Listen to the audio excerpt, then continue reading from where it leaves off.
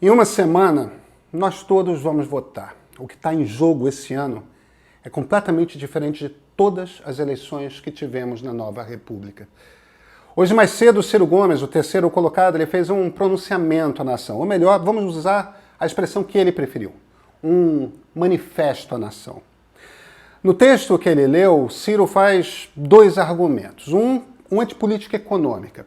Seu país ideal é um Brasil mais fechado, que segura ao máximo a entrada de produtos que vêm de fora, para tentar estimular a indústria brasileira a fazer aqui, quem sabe, com qualidade equivalente. Na fala, ele se concentrou na questão dos juros. Ciro é contra que o Banco Central segure a inflação, controlando a quantidade de dinheiro circulando.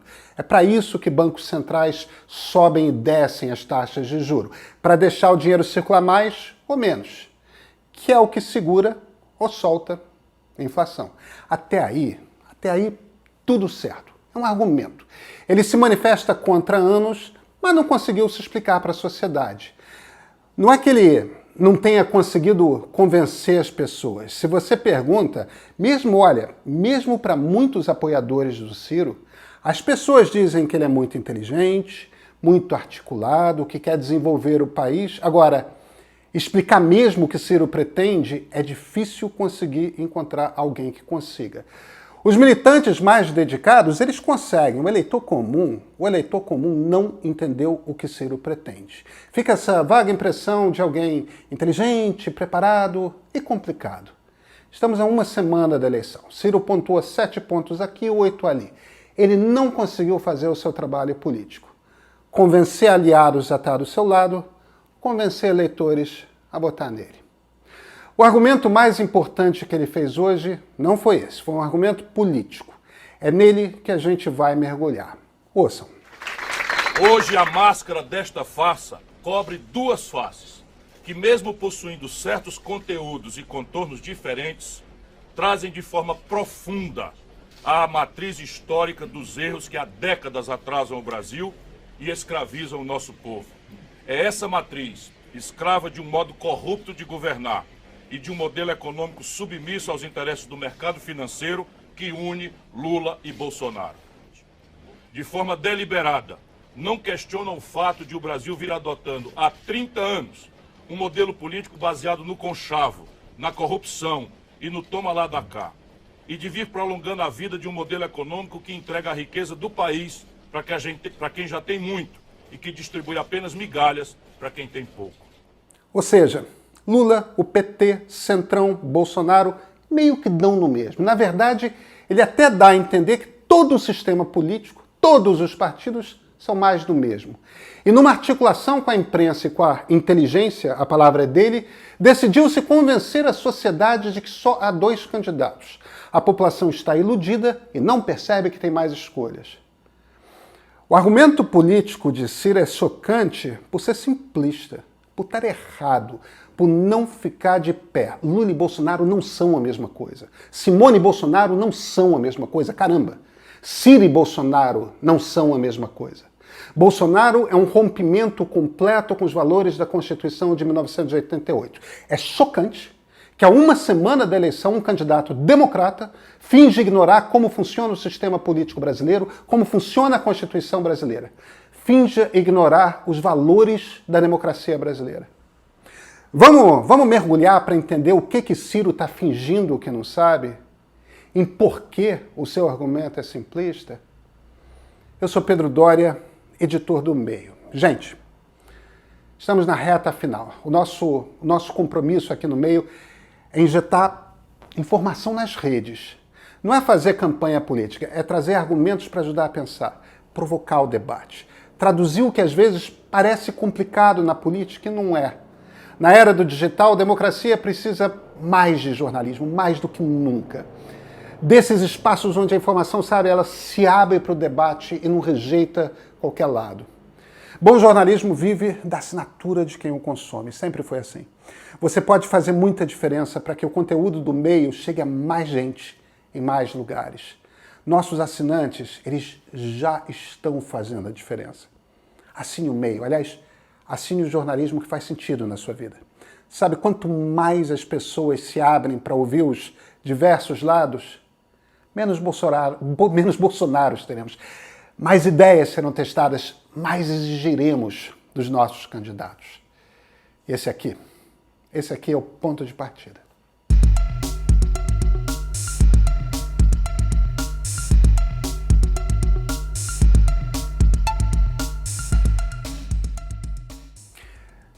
Me perdoem os ciristas, certas palavras não dá para usar, não nessa campanha, não nesse momento da história. Mas essas diferenças não conseguem os separar de todo. Ao contrário, conteúdos políticos e econômicos profundos mais os aproximam do que os separam. Por isso tudo, o Brasil está na iminência de sofrer a maior fraude eleitoral da nossa história. Não a mentirosa fraude das urnas eletrônicas inventada por Bolsonaro, mas a fraude do estelionato eleitoral que sofrerão as vítimas que apertarem nas urnas invioláveis o 13 ou o 22. As urnas são de fato invioláveis, mas a legítima vontade popular está sendo tremendamente violada. Pois os que pensam que apertar o 13 elegerão Lula, mesmo que com seus defeitos, estarão na verdade elegendo os mesmos que saquearam o país nos últimos anos, com os quais Lula vergonhosamente de novo se aliou. Por isso tudo, o Brasil está na iminência de sofrer a maior fraude eleitoral da sua história. Jura? Na boa. É de todo irresponsável falar que estamos na iminência de uma fraude quando um candidato golpista está falando de fraude o tempo todo. Ciro deixou claro que ele não fala das urnas, que ele fala de uma metáfora. Sim, ele deixou. Só que a gente está no tempo do Zap, no tempo do TikTok. Não caiu ainda a ficha de que esse troço vira um recorte que cai nos esgotos digitais e a mensagem vira outra? Esse troço aí, isso aí é serviço para bolsonarista. Mas vamos aos argumentos políticos do Ciro. Um é de que há um complô da imprensa, da academia e dos artistas para fazer parecer que essa é uma disputa entre apenas dois candidatos. Outro é de que esses dois candidatos representam um fazer política na base dos conchavos. E aí entra a minha questão. Ciro parece desconhecer como funciona a Constituição. Maurice Duverger, ele foi um sociólogo francês. Na época, ninguém era especificamente chamado de cientista político, mas ele era. Ele morreu em 2014. Era um velho comunista fascinado com democracia, que, entre muitas coisas, batizou o sistema político do seu país de semipresidencialismo. Pois é, a palavra é dele. Nos anos 50 do século passado, estudando os diversos sistemas eleitorais, ele percebeu um padrão que sempre se repetia. Quando você tem um cargo para ser preenchido numa eleição, não importa que sejam muitos partidos brigando. Se tem um cargo, a coisa sempre termina numa disputa entre dois. Olha, isso vale para eleição parlamentar distrital. A eleição acontece só num bairro e só vai eleger um deputado federal. Podem ter 10 candidatos, cada um de um partido. Você vai medindo a briga e sempre termina numa disputa real entre dois. Sabe por quê? Porque as pessoas, os eleitores, naturalmente vão convergindo para duas opções. É por isso que países com voto distrital puro, em geral, têm dois partidos fortes e os outros são menores. É por isso que o presidencialismo brasileiro foi por quase toda a nova república, PT versus PSDB, e mais recentemente PT contra o bolsonarismo. É a lei de Duverger em ação. É uma tendência de comportamento da sociedade. Ninguém se reuniu numa sala à meia luz, acendeu meia dúzia de charutos e decidiu que haveria ser agora entre Lula e Bolsonaro. Aliás, muita gente, e não só trabalhistas, queria que houvesse uma terceira opção. Só que tem um cargo e disputa e a sociedade fluiu para duas. Como essa disputa é muito acirrada, a sociedade já está fazendo esse movimento com mais intensidade mais cedo. Não tem nada de fraude aí, tem uma escolha. A sociedade está fazendo a sua escolha. Porque, perante sistemas eleitorais desse tipo, este é o tipo de comportamento que ocorre. É da natureza de uma sociedade, numa democracia liberal, quando opta entre candidatos para um cargo só. Ciro tem todo o direito de brigar com a lei de Duverger, mas ele teve 4 anos para tentar ser um dos dois. Isso exige uma baita capacidade de comunicação e muitas alianças. Não conseguiu nenhum dos dois, só falou com os seus. Está terminando menor do que veio de 2018. A eleição do Congresso Nacional é o contrário da presidencial. Os eleitores têm, às vezes, dezenas de cadeiras para preencher e um monte de partidos. Aí não converge para 2, pelo contrário, espatifaram um número de partidos. Mas tem um comportamento que a gente sabe que se repete uma eleição após a outra pelas regras eleitorais que nós adotamos. Esse comportamento é o seguinte: cidades médias e pequenas votam em poucos nomes, concentram seus votos naqueles deputados que eles consideram representantes do lugar. É claro, nessas cidades, a carência de serviços públicos, de ação do Estado, é muito maior do que nos grandes centros urbanos.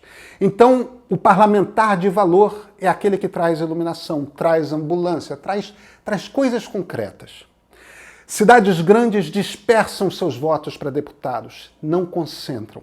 E gostam de deputados mais ideológicos, gente que representa ideias. Olha, isso vale para a esquerda e para a direita. Isso vale para Kim Kataguiri e Guilherme Boulos. O resultado concreto é que cidades médias e pequenas elegem muito mais deputados federais do que cidades grandes. É desproporcional à população que vive em cada grupo, tá? Mas é assim porque a Constituição desenhou um sistema eleitoral que segue por este caminho. E o Congresso regulamentou a lei eleitoral para ajeitar desse jeito. Sabe o que é baixo clero? São esses deputados das cidades pequenas e médias. Sabe o que é centrão? São esses deputados das cidades pequenas e médias. É a maioria da Câmara. Enquanto as regras eleitorais forem assim, a Câmara será assim. Aí, presidente não governa sem o Congresso não, tá? Será que Ciro não terá aprendido nada com Collor e Dilma? Ou mesmo com Bolsonaro, que precisou entregar orçamento para o Centrão para se livrar do impeachment? Ciro tem um projeto barbaramente ambicioso que exige muita mudança legal e constitucional para ser executado. A ilusão dele é que fará isso sem o Congresso Nacional? E se na Câmara os deputados se elegem levando iluminação, ponte e ambulância para as suas cidades, Ciro acha que vai convencê-los a votar de que outro jeito?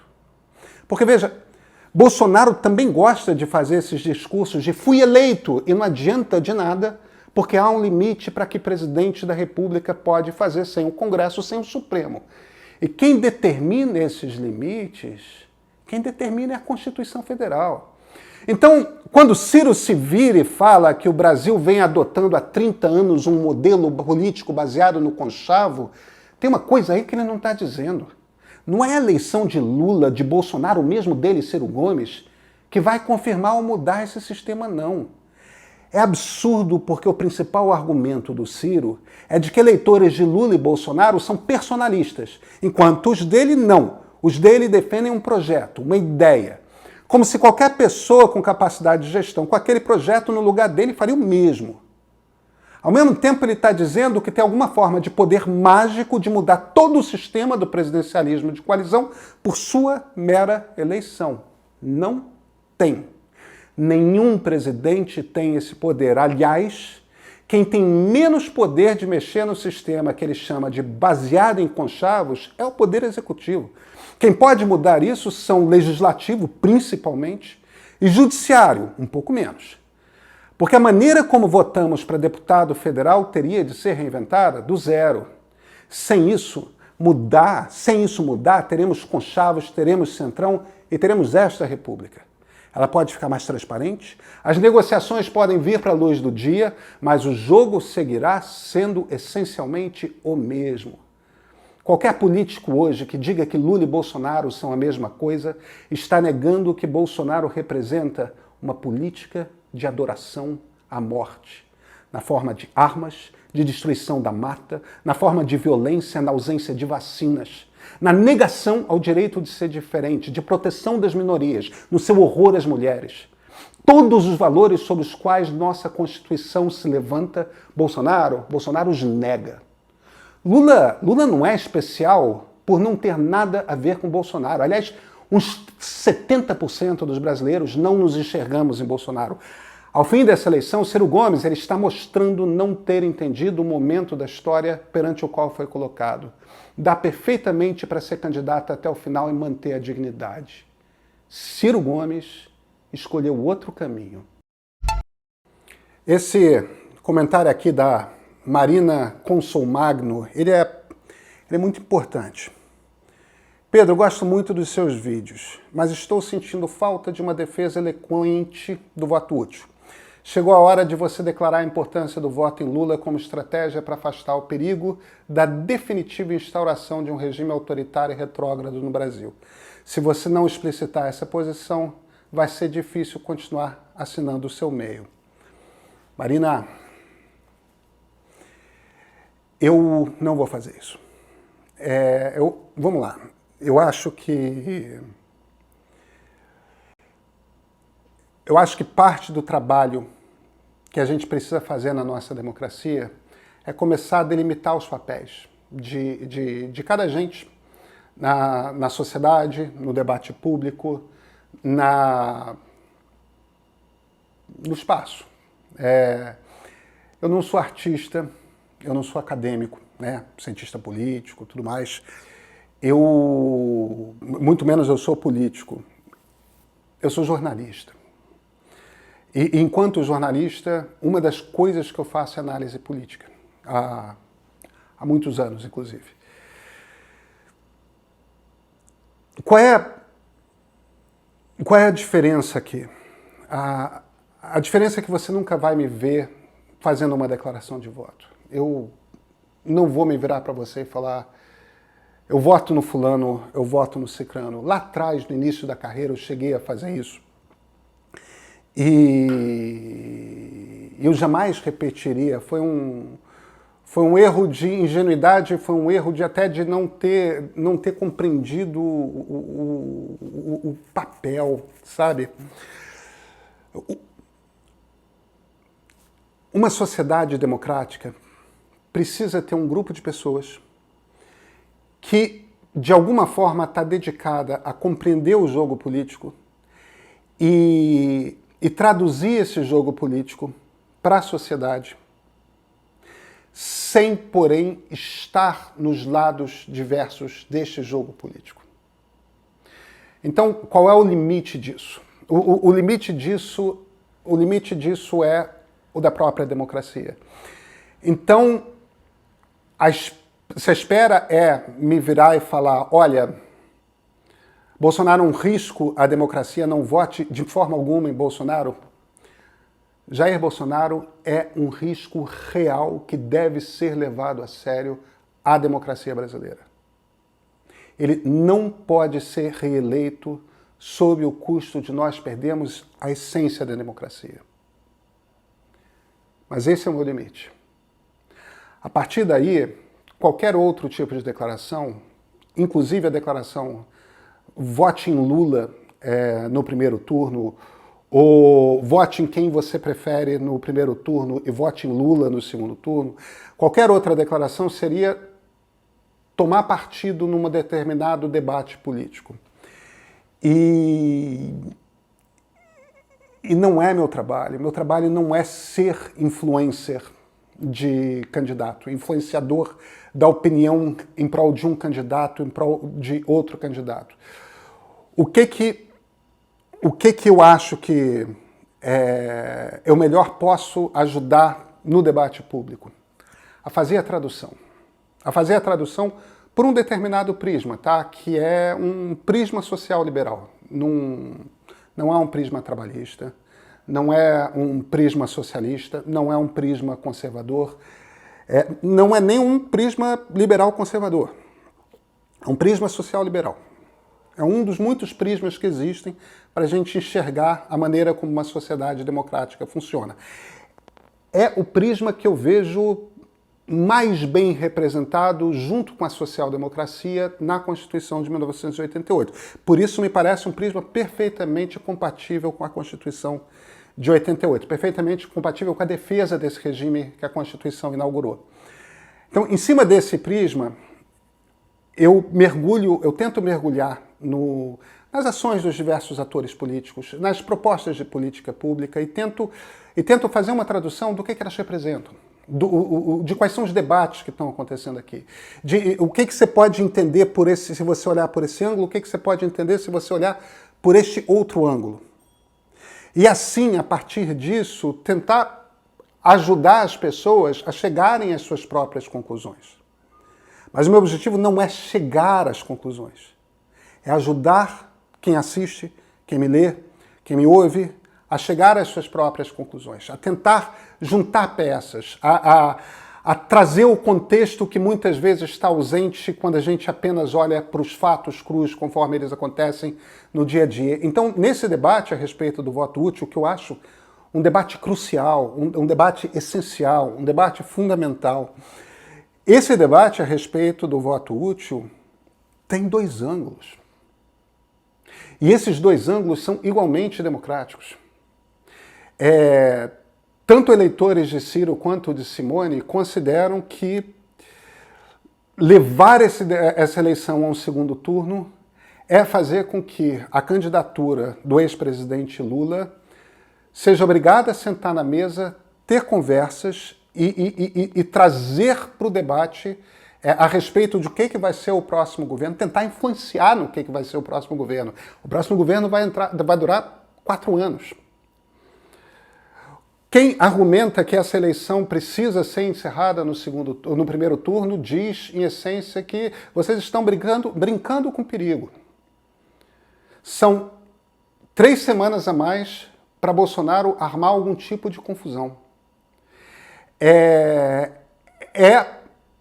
Essa eleição no primeiro turno uma eleição muito mais difícil de você acusar de fraude, porque, afinal de contas, são 1.050 deputados estaduais, são 512 deputados, 512 ou 506, enfim, 500 e tantos deputados federais, 1/3 do Senado Federal, é uma penca de governadores, muita gente vai ser eleita no domingo, 2 de outubro. É muito mais difícil você se virar e falar, não, essa eleição não valeu, foi fraudada. Portanto, é muito mais difícil para o Bolsonaro arrumar uma confusão no primeiro turno do que no segundo. Aí o que cada eleitor tem de fazer, e isso as pessoas vão ter que decidir por si isso. O que cada eleitor tem que decidir é o seguinte, vem cá, qual o tamanho do risco que oferece Jair Bolsonaro? Esse risco é tão grande que é melhor a gente acelerar logo a eleição. Quem chegar a essa conclusão deve votar em Lula no primeiro turno. Quem acredita que a democracia brasileira é forte o suficiente, que aguenta essas 3 semanas, que mais importante é garantir um debate um pouco mais profundo que não aconteceu a respeito de o que vai ser o governo Lula, para essas pessoas certamente justifica você tentar empurrar essa eleição para o segundo turno para forçar o PT ao debate. A posição do Ciro complica muito esse argumento, tá? Porque o Ciro está fazendo um rompimento de forma tal, quando iguala Lula a Bolsonaro, que torna impossível. Como é que Lula e Ciro vão conversar depois de tudo que o Ciro vem falando a respeito do Lula?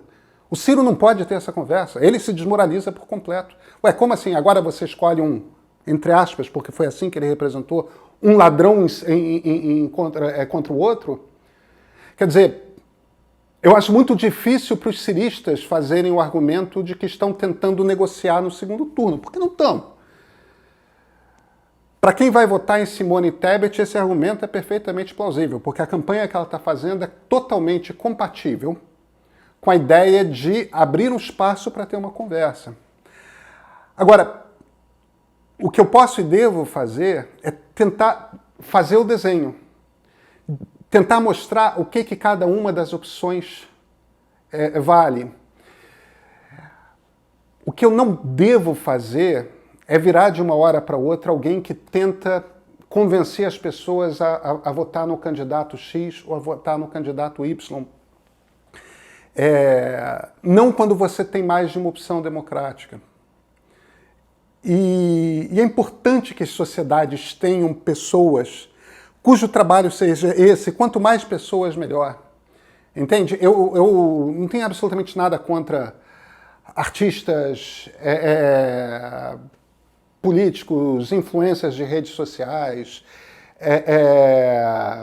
acadêmicos que façam sua declaração de voto. Eu acho alguns jornalistas, inclusive, escolhem esse caminho. E como vivemos numa democracia, não tem nenhuma regra fechada, olha, não pode. Poder pode. Só que não é como eu compreendo a natureza do meu trabalho. Não é como eu me enxergo sendo útil aqui, tentando convencer as pessoas, olha, vota assim ou vota assado. Não, vota como você considerar mais adequado. Qual é a avaliação que você faz da democracia brasileira? Qual o tamanho do risco que você considera que Jair Bolsonaro representa? O que você acha que Ciro Gomes pode levar a uma conversa com Lula? Ou será que ele não pode? Ou será que as pontes foram queimadas? O que você considera que Simone Tebet pode levar a uma conversa com Lula e de alguma forma influir no que virá a ser o governo Lula?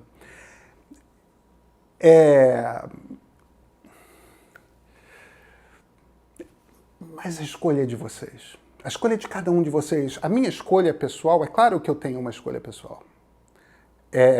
Eu, na verdade, fiquei bastante dividido até coisa de uma semana atrás. Entre um lado, o outro.